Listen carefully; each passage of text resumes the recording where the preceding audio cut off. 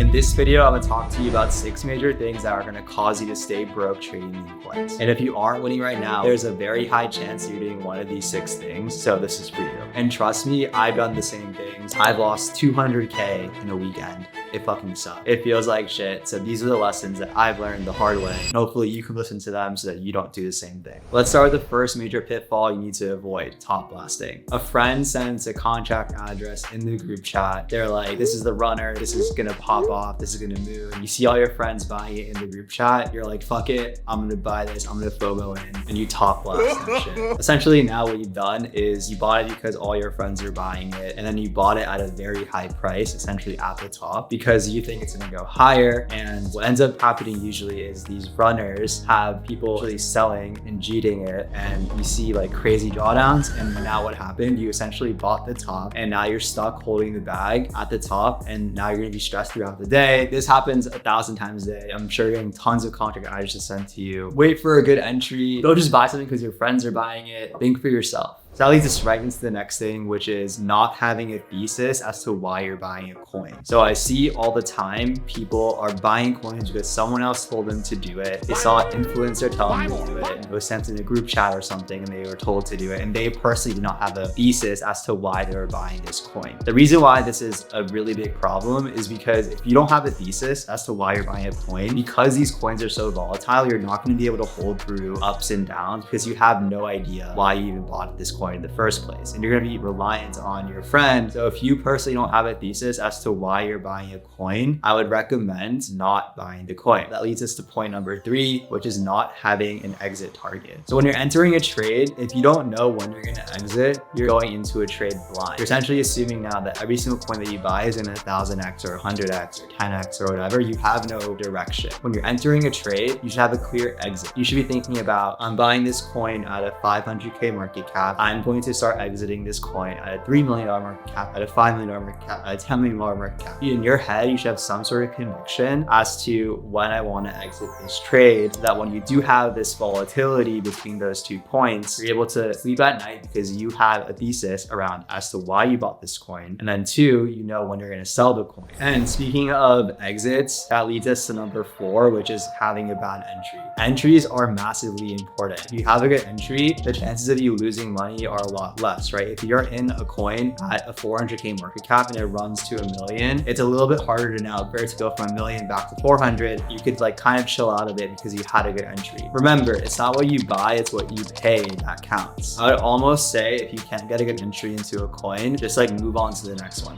There's so many coins out there, so many opportunities. If you don't have a good entry, just swerve it and find a coin where you do have a good entry. How do you know if you're at a good entry? So typically this is below 500K market cap. Another way to gauge a good entry is looking at what I like to call floors. You look at a chart and there might have been a huge, massive rip, and then like every single coin, there's like a 50 to 60% drawdown, and it's just moving sideways for like the entire day. People are no longer selling, there's only people that are holding, and now you're buying the floor. Hopefully there's only upside, there's not much downside left because it's already so floored and people aren't selling at that level that you have some protection and you can sleep at night. Number 5 is overtrading. Overtrading happens when you're trying to perfectly buy highs and buy lows and trade your way into making money. It's very hard to do. When you're buying something, have conviction in it, have a longer time horizon. You're gonna lose to people that do have a longer time horizon. If you're trying to trade by the minute or by the second, you're setting yourself up for failure because now you're making it so that you only have X window of time to get a 2X or 3X, when that 2X or 3X could happen in like 3 or 4 days if you just waited. And so I recommend buying stuff patiently. Don't be overtrading. That leads us to our final point, number 6, which is a sizing problem. So a sizing problem is when you are overexposed on a trade. This happens when you're putting too much of your capital into a newly launched coin or like a gamble, and you're not thinking about sizing properly. You're gonna be completely stressed out. Your day's gonna be ruined. You're gonna be looking at the charts all day because you have put too much money into this random coin. Now you're not gonna be patient because if this goes to 0, you're done. You're out of the game. You've lost, right? So sizing is super important. Make sure you write down what you're comfortable with on newly launched coins, on conviction picks, and things like that. Don't be overexposed to one particular coin because that's just like, you're gonna set yourself up for failure.